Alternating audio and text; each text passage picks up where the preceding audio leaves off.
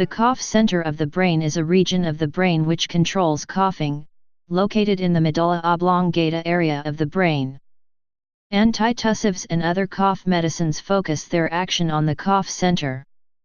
Structure. The exact location and functionality of the cough center has remained somewhat elusive, while Johannes Peter Müller observed in 1838 that the medulla coordinates the cough reflex. Investigating it has been slow because the usual anesthetics for experimental animals were morphine or opiates, drugs which strongly inhibit cough. In addition, the center likely overlaps with the respiratory rhythm generator networks. It is hence not so much a specific area, but a function within the respiration and reflex networks of the brainstem. Cough receptors project to relay neurons in the solitary nucleus, which project to other parts of the respiratory networks. In particular, the pre-Botzinger complex may act as a pattern generator for the cough response.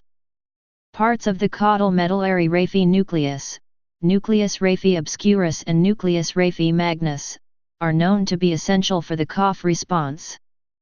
Other systems that may be involved in pattern generation and regulation are the pontine respiratory group, the lateral tegmental field and the deep cerebellar nuclei. Successful joint models of medullary systems coordinating breathing, coughing, and swallowing has been constructed based on this model. Coughing can occur or be inhibited as a voluntary action, suggesting control from higher systems in the brain. Functional brain imaging of voluntary, suppressed, and induced coughing show that a number of cortical areas can get involved and may be important even for non-voluntary coughing.